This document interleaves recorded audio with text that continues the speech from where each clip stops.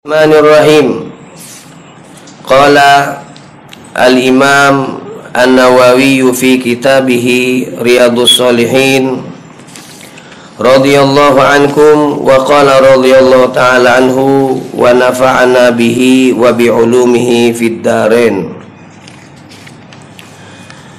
Wa an Ibni Mas'udin radhiyallahu ta'ala anhu anna an-nabiyya sallallahu alaihi wa sahbihi wa sallama qala laisa min nafsin tuqtalu zulman illa kana ala bani adam al-awwali kiflun min damiha kana awwala man sannal qatla muttafaqun alaih. Bismillahirrahmanirrahim. Assalamualaikum warahmatullahi wabarakatuh. Alhamdulillahilladzi hadana li hadza wa ma kunna linahtadiya laula an hadanallah. Asyhadu an la ilaha illallah wahdahu la syarikalah wa asyhadu anna sayyidana wa nabiyyana Muhammadan abduhu wa rasuluhu wa habibuhu wa safiyyuhu wa khaliluh. Allahumma salli wa sallim ala sayyidina wa maulana Muhammadin al-fatihi lima ughliq al-khatimi lima sabaq nasiril haqqi bil haqqi wal hadi ila siratikal mustaqim wa ala alihi wa sahbihi haqqa qadrihi wa miqdarihil azim. Rabbi zidna ilma wa wasi' lana fi arzaqina wa barik lana fima razaqtana waj'alna mahbubina fi qulubi ibadik wa a'izza fi uyunihim waj'alna wujahaa fid dunya wal akhirati wa minal muqarrabin ya katsiran nawal ya hasanal fi'al ya qa'iman bila zawal wa ya mubdi'an bila misal falakal hamdu walakal minnatu walakal syarafu ala kulli hal wala haula wala quwwata illa billah amma ba'd. Ma'asyiral habaib wal aba mustami'in rahimani wa rahimakumullah. Alhamdulillah, bersyukur kembali kita diberikan kesempatan dari Allah Subhanahu wa ta'ala untuk hadir duduk bersilaturahmi di dalam majlis ta'lim Ahlul Kisah, yang mana di dalam majlis ini sedikit demi sedikit kita mengkaji, kita membaca daripada karya, salah satu daripada karya Al-Imam An-Nawawi, yaitu kitab Riyadhus Shalihin. InsyaAllah dengan kita mempelajari kitab ini, sedikit demi sedikit bertambah kesolehan dan kedekatan kita dengan Allah Subhanahu wa ta'ala. Melanjutkan pembahasan di dalam bab fi man sanna sunnatan hasanah au sayyi'ah. Bab menjelaskan tentang orang yang menjadi pelopor daripada kebaikan ataupun pelopor daripada keburukan. Di hadis yang pertama yang sudah kita bahas di minggu yang lalu, Nabi Muhammad sallallahu alaihi wasallam beliau mengatakan man sanna fil islami sunnatan hasanah falahu ajruha wa ajru man amila biha ba'dah min ghairi ayyan khusa min ujurihim syai'. Barang siapa yang menjadi pelopor sebuah kebaikan, sehingga dari kebaikan yang dia lakukan tersebut banyak orang-orang yang akhirnya mengikuti, orang-orang yang akhirnya mencontoh daripada kebaikan yang dia lakukan, maka kata Nabi Muhammad sallallahu alaihi wasallam, orang tersebut pertama dia mendapatkan pahala dari kebaikan yang dia lakukan, dan yang kedua dia mendapatkan pahala dari orang-orang yang melakukan kebaikan disebabkan karena mereka mencontoh orang yang pertama yang menjadi pelopor daripada kebaikan tersebut, min ghairi ayyan kuso min ujurihim syai', dengan tanpa mengurangi daripada pahala-pahala dari mereka yang melakukan kebaikan.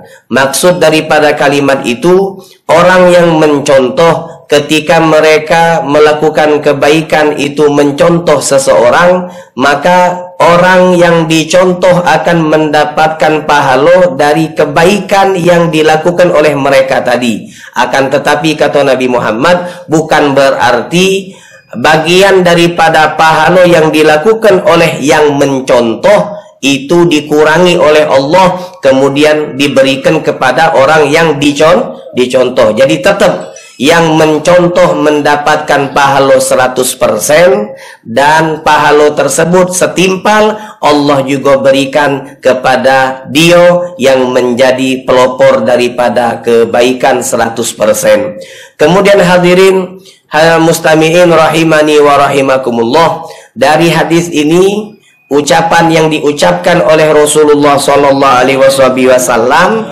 maka kita tidak bisa membayangkan alangkah besarnya pahala, alangkah banyaknya pahala yang akan didapatkan ataupun yang telah didapatkan oleh Nabi Muhammad sallallahu alaihi wasallam. Karena beliaulah pelopor kebaikan yang pertama kali. Kita bisa mengenal dua kalimat syahadat dari Nabi Muhammad sallallahu alaihi wasallam.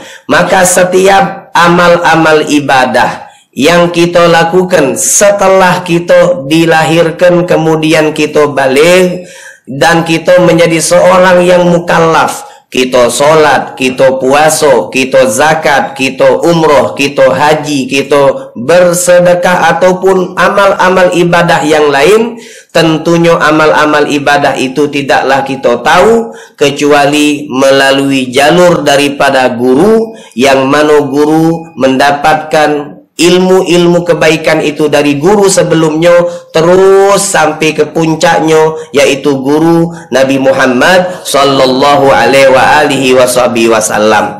Maka ketika Nabi mengatakan siapa yang menjadi pelopor kebaikan, kemudian dia dicontoh oleh orang-orang untuk melakukan kebaikan, maka yang mencontoh mendapatkan pahala, yang dicontoh juga mendapatkan pahala dari Allah subhanahu wa ta'ala. Setiap kita solat, kita mendapatkan pahala, dan seluruh daripada umat Nabi Muhammad yang solat, mereka mendapatkan pahala, baik mereka yang akan hidup setelah zaman kita ataupun mereka yang sudah hidup sebelum zaman kita. Mereka telah mendapatkan pahala dari solat-solat mereka tersebut. Dan setiap solat yang dilakukan oleh umat Nabi Muhammad, baik solatnya solat wajib ataupun solat sunnah, solatnya munfarid ataupun berjamaah, solatnya dalam keadaan jamak takdim ataupun jamak takhir, solatnya dalam keadaan qasar, dan seterusnya daripada macam-macam bentuk dan jenis-jenis solat. Tentunya seluruh daripada solat tersebut kita tahunya dari Nabi Muhammad sallallahu alaihi wasallam. Maka pahala yang terbesar yang akan didapatkan oleh seorang hamba yaitu Nabi Muhammad sallallahu alaihi wasallam. Kemudian hadirin mustami'in rahimani wa rahimakumullah, maka setelah beliau menyatakan pelopor kebaikan akan mendapatkan pahala, sebaliknya Rasulullah juga menyatakan man sanna sunnatan sayyi'ah, barang siapa yang menjadi pelopor daripada keburukan, gara-gara dia akhirnya wong mencontoh daripada perbuatan buruk, perbuatan yang tidak diridhai Allah, perbuatan yang tidak diridhoi oleh Nabi. Sebelumnya wong dak tahu bahwasanya di dalam dunia ini ada sebuah keburukan, kecuali setelah dia melakukannya pertama kali, maka wong yang menjadi pelopor tersebut juga akan mendapatkan dosa. Pertama, dosa karena dia berbuat buruk, berbuat maksiat. Yang kedua, dosa karena dia telah menjadi contoh daripada keburukan-keburukan yang akhirnya dilakukan oleh mereka orang-orang yang mencontoh. Min ghairi ayyan kuso min auzarihim syai', tanpa mengurangi daripada dosa-dosa yang mencontoh. Jangan mentang-mentang kita mencontoh seseorang, akhirnya kita beranggapan, oh tenang baik, dosanya bagi dua. Tidak, dosanya kita dapat 100%. Kalau kita melakukan keburukan dan kita mencontoh fulan, maka fulan juga mendapatkan dosa 100%, gara-gara menjadi contoh. Na'udzubillah tsumma na'udzubillah. Maka kita hati-hati, jangan sampai melakukan sesuatu, mengucapkan sesuatu, membagikan, men-share sesuatu yang akhirnya menjadi pelopor daripada keburukan. Itu menjadi dosa yang dikatakan dosa jariyah, ngalir terus meskipun kita meninggal. Kalau memang wong taunya keburukan itu dari kita pertama kali yang ngawi kenyo, maka dosa-dosa itu akan terus dialirkan kepada kita meskipun kita sudah meninggal, sudah berada di alam barzakh. Maka kita berharap insya Allah kita bukan menjadi pelopor keburukan, tetapi menjadi pelopor kebaikan. Tuba, thumma tuba, thumma tuba.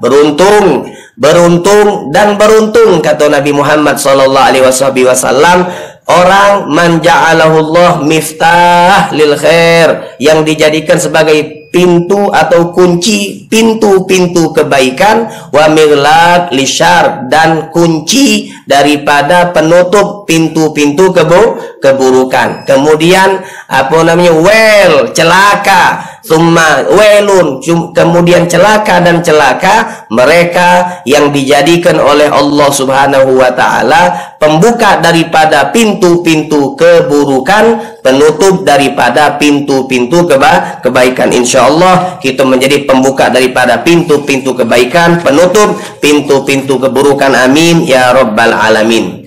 Hadirin, Nabi Muhammad di dalam hadis yang diriwayatkan oleh Al-Imam Abdullah ibni Mas'ud radhiyallahu ta'ala anhu, beliau menyatakan anna nabiyya sallallahu alaihi wasallam qol, Nabi Muhammad bersabda, laisa min nafsin, tidaklah ada satupun daripada nyawa, tuktalu yang terbunuh, zulman dalam keadaan terzalimi, illa kecuali kana alabni Adam al-awwal, ditimpakan kepada ibn Adam, anak daripada Nabi Adam al-awwal yang pertama, yaitu Qabil. Yang membunuh adalah Qabil, yang dibunuh adalah Habil. Jadi Nabi Adam punya anak, yang pertama namanya Qabil, dia punya kembaran perempuan. Kemudian yang kedua namanya Habil, dia juga punya kembaran perempuan. Karena waktu itu belum ada manusia kecuali mereka, maka ada syariat diperbolehkan menikah dengan saudara kandung. Jadi jangan bertanya, umadai pengantin sama dulur dewe. Ini kan karena alasan belum ada wong selain mereka. Jadi Nabi Adam membuat keputusan, Habil pengantin dengan dulurnya Qabil yang perempuan, kemudian Qabil pengantin dengan dulurnya Habil yang perempuan. Nah, pas dapat daripada keputusan tersebut, Qabil tidak terima. Kenapa dia tidak terima? Ingatkan, yang membunuh itu bukan Jadi Qabil ini tidak terima, tidak setuju dengan keputusan Nabi Adam. Alasannya kenapa? Karena menurut pandangan dia, karena dia manusia, bukan malaikat. Kenapa dia bukan malaikat? Karena dia manusia. Nah kan, yang namanya manusia bukan malaikat. Nah kalau orang bertanya, ngapa dia bukan malaikat? Karena dia manusia. Manusia ini diberikan hawa nafsu.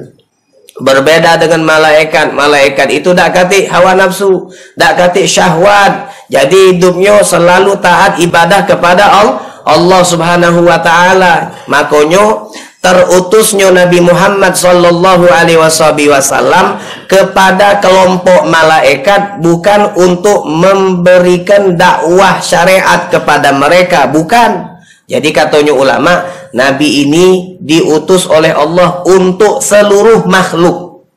Nabi sekali lagi diutus oleh Allah untuk seluruh makhluk. Yang diciptakan oleh Allah galo-galonya diutus kepada mereka Nabi Muhammad sallallahu alaihi wasallam. Nah, kemudian terutusnya Nabi beda-beda tugas.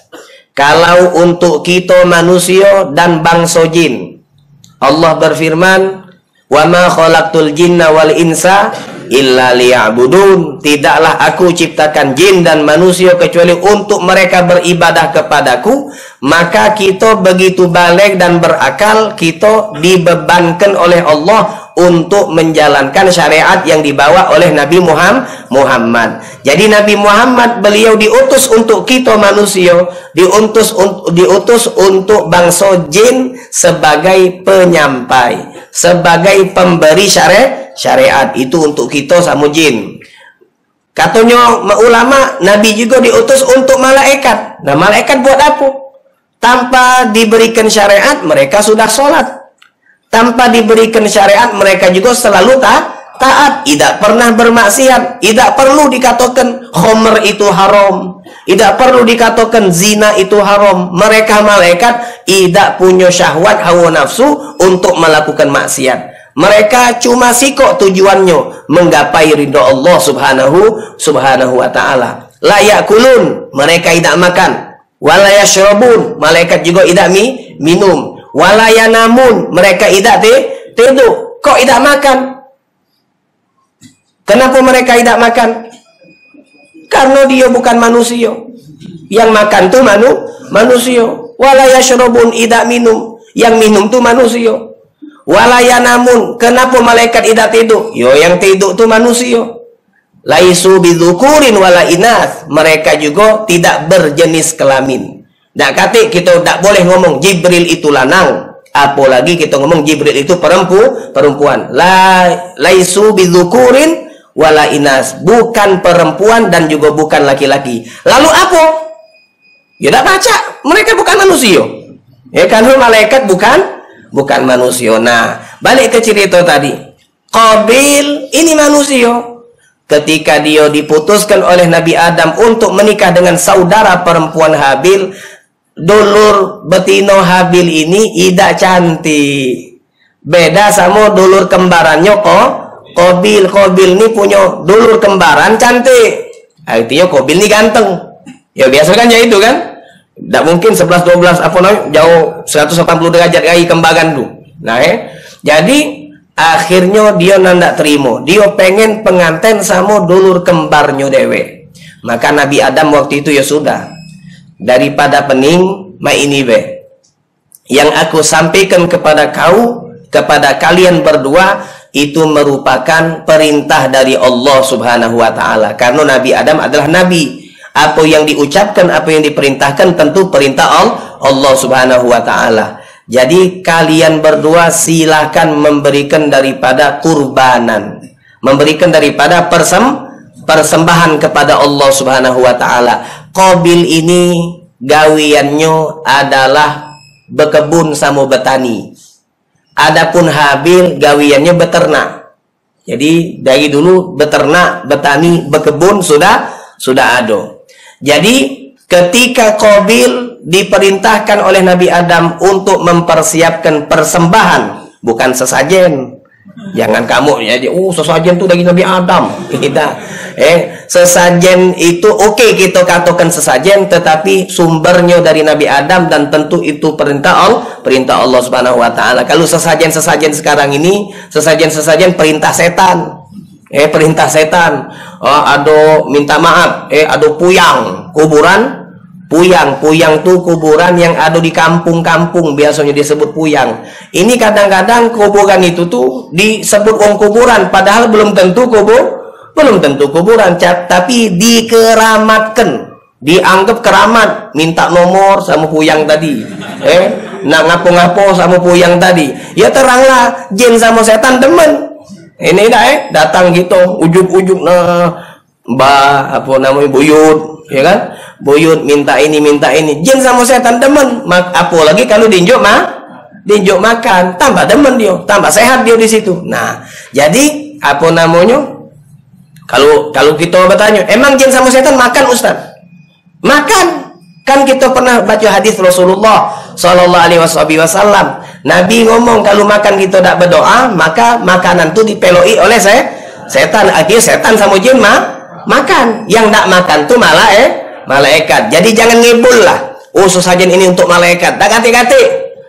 Malaikat lagi tak makan, apalagi Allah subhanahu wa ta'ala. Jadi alhasil apa namanya, Qabil mempersiapkan persembahan ini sayur-sayur yang tidak bagus, buah-buah yang tidak bagus. Beda sama Habil. Habil ini mempersiapkan ternak, hasil ternaknya yang paling baik, kambing yang paling bagus, kemudian diletakkan. Jadi di satu tempat, ini punyanya Habil, ini punyanya Qabil. Akhirnya fatuqubbila min ahadihima walam yutaqabbal minal akhir. Allah menceritakan. Kalau ceritanya ada di dalam Al-Quran, artinya ceritanya pasti.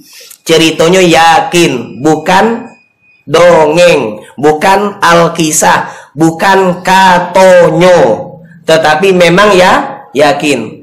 Fatuqubbila min ahadihima. Allah menerima daripada persembahan salah satu daripada anak Adam, yaitu Habil, walam yutaqabbal minal akhir, dan sikoknya tidak diterima, yaitu Qabil. Makmano cara Allah menerima waktu itu disebutkan oleh para ulama tafsir, mereka persembahan itu yang diambil oleh api. Jadi ada api nyamber kambing atau hewan ternak tadi yang milik daripada Habil. Nah, waktu itu ketika yang diterima adalah punyanya Habil, katanya Nabi Adam, sudah. Berarti keputusan yang pertama tetap kita jalankan. Habil pengantin sama dulur kembarnya Qabil. Maka Qabil marah. Qala la tulannak.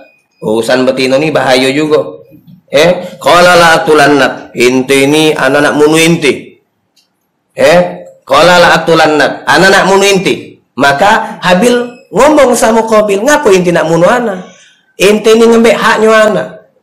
Allah akhirnya ni mempunyai inti ni antai inti corong hasud lah. Segala alasan disebutkannya. Qala la tulannak, qala innama yataqabbalullah minal muttaqin. Katanya Habil, ketahuilah Allah itu sebenarnya tidak ngembek bagus atau tidak bagus.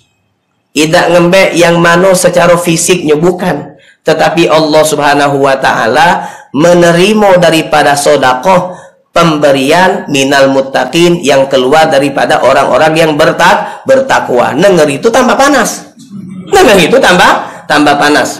Maka Nabi Habil tadi ketika sudah nak dibunuh oleh Qabil, la im basatta ilayya yadaka litaktulani ma ana bibasiti yadi ilaika liaktulak.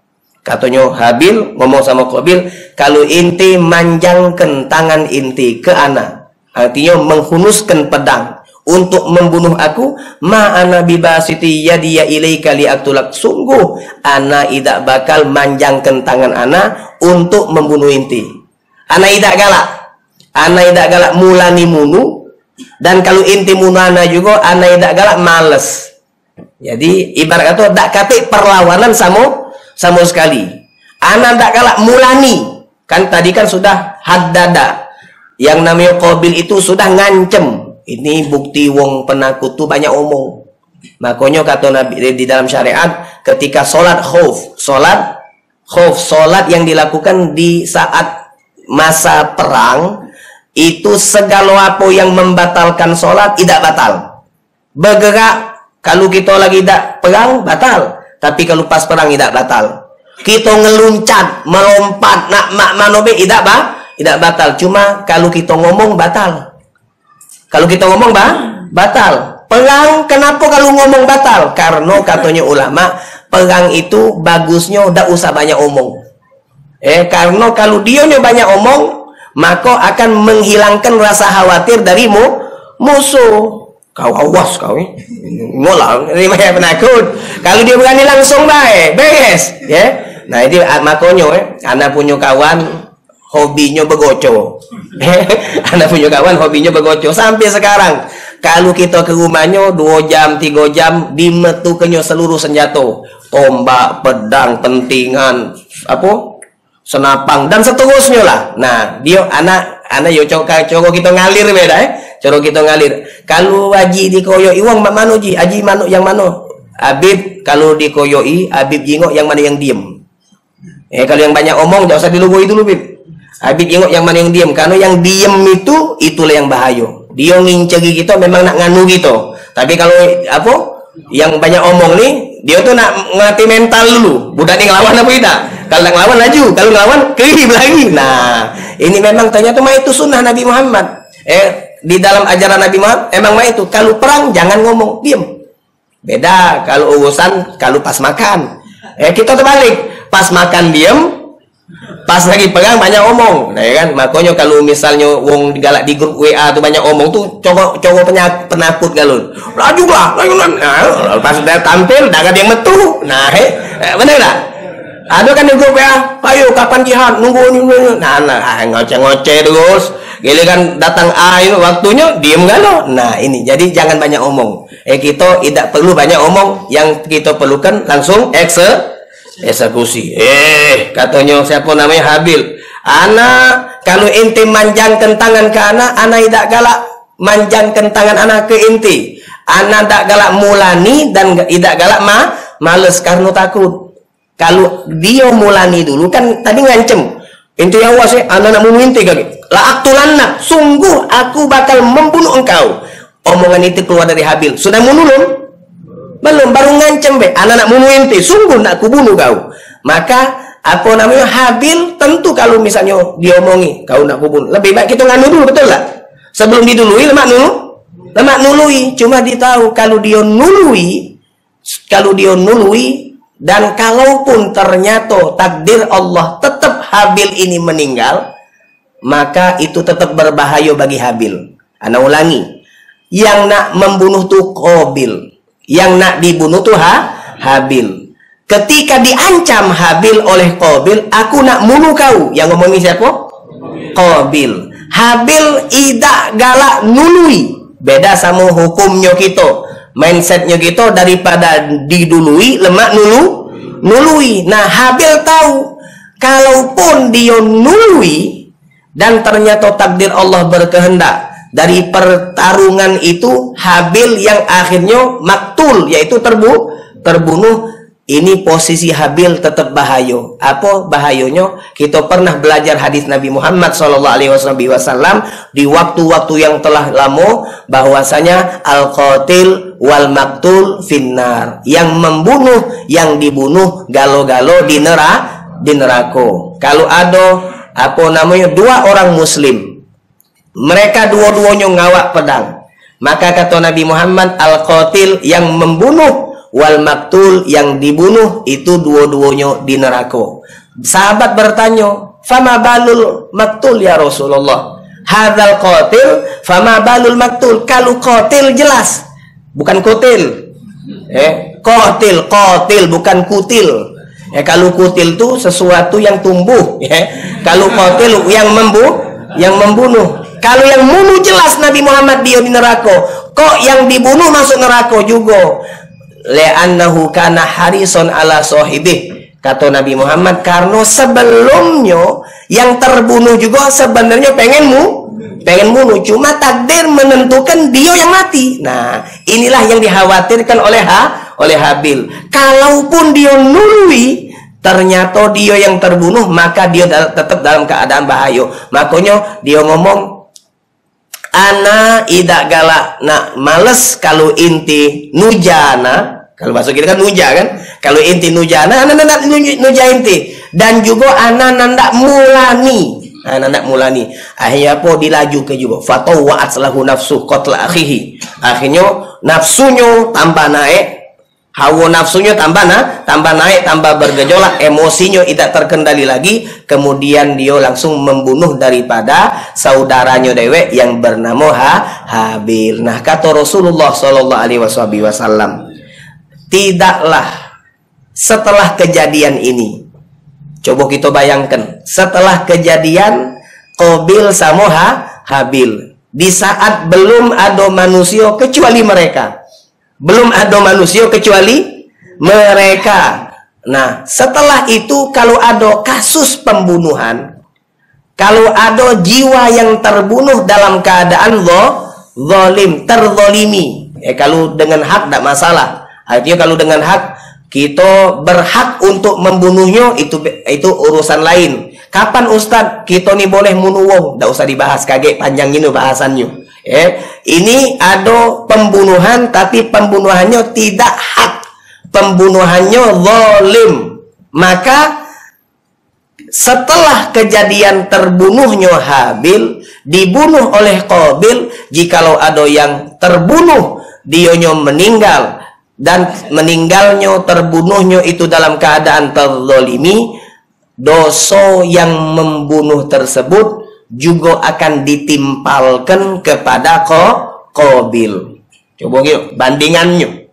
Bandingannya mana pahala yang didapatkan oleh para nabi, para rasul, begitu banyak, hebat, luar biasa, dan yang paling banyak adalah Nabi Muhammad. Kenapa Nabi Muhammad paling banyak pahala? Karena umat beliau paling banyak.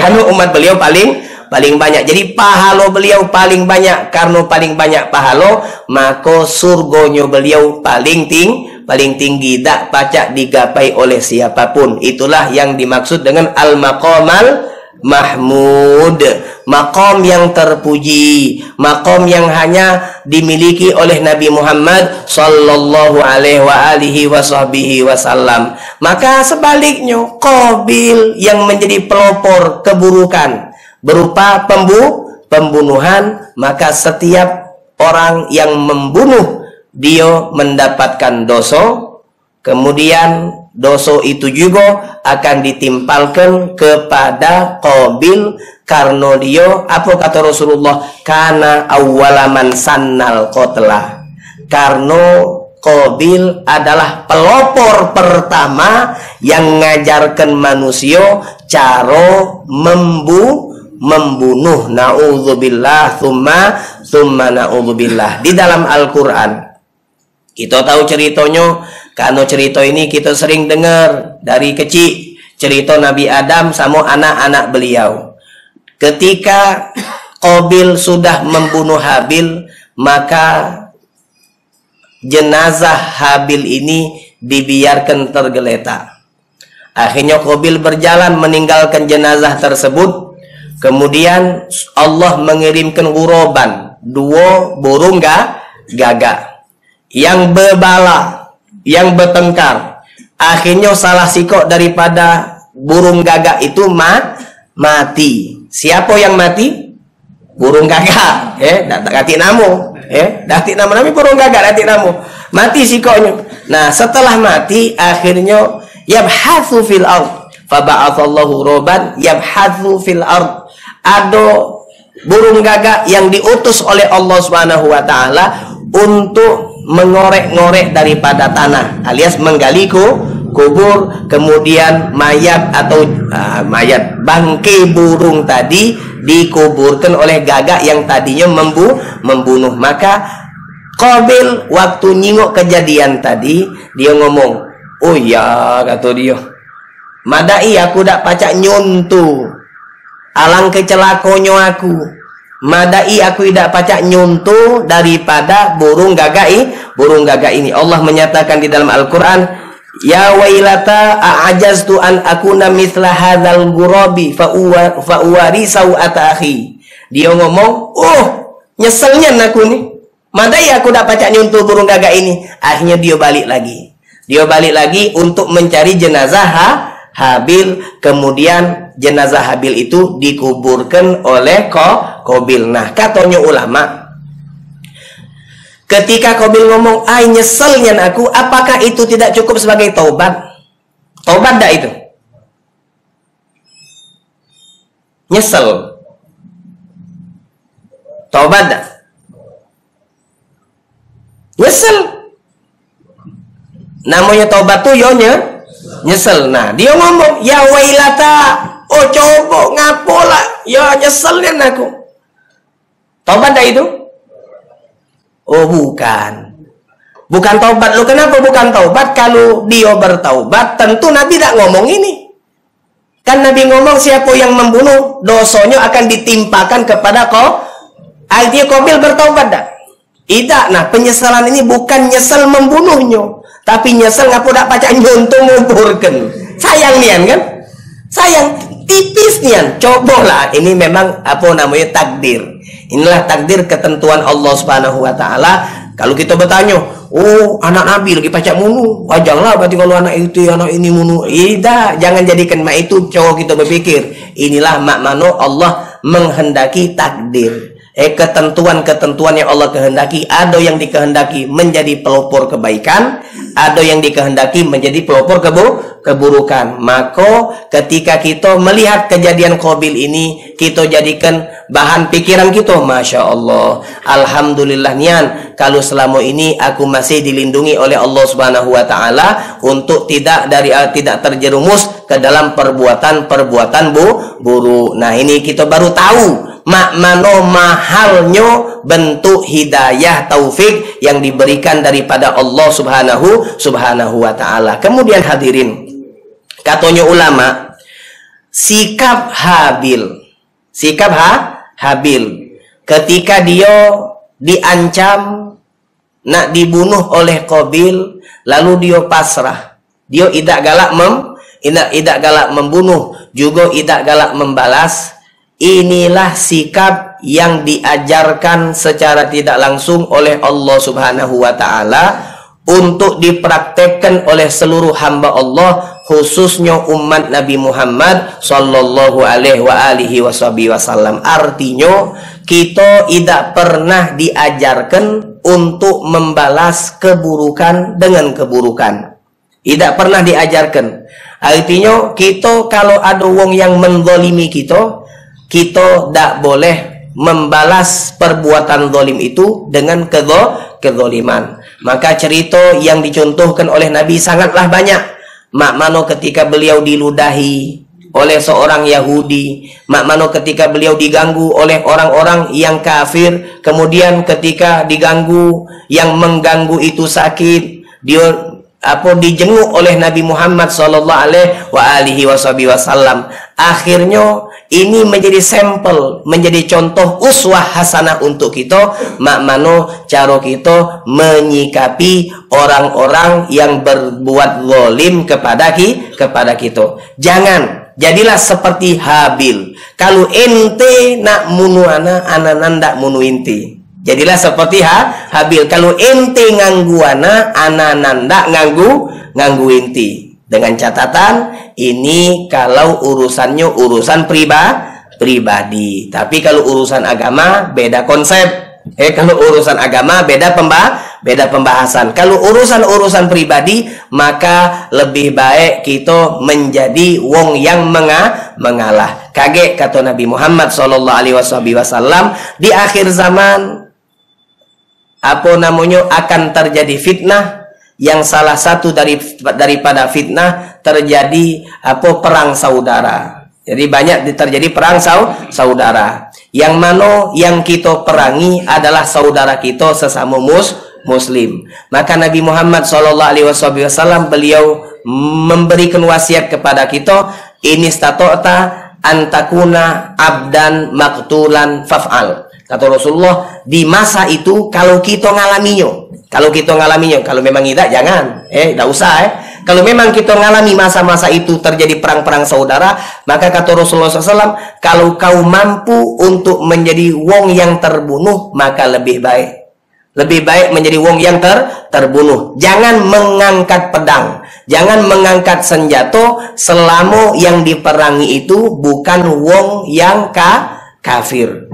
Apa be permasalahannya, dak usah kita apa namanya nak sok jihad, nak sok perang dan seterusnya. Selama yang dijadikan objek atau yang dijadikan lawannya itu masih dalam keadaan muslim. Nah ini. Jadi kalau sesama muslim lebih baik kita mengalah, karena itu ajaran daripada baginda Rasulullah sallallahu alaihi wasallam. Hadirin mustami'in rahimani wa rahimakumullah. Sekali lagi dari hadis ini kita menjadi diberikan gambaran yang sangat gamblang, jelas dari Nabi Muhammad mano beda keadaan pelopor daripada kebaikan dan pelopor daripada keburukan. Maka ayo di tahun baru 1443 Hijriah kita berniat untuk selalu berbuat baik, sehingga perbuatan baik-baik kita ini menjadi contoh bagi yang melihat kebaikan kita, dengan harapan insya Allah yang memberikan contoh kepada perbuatan baik insya Allah selalu mendapatkan pahala dari Allah subhanahu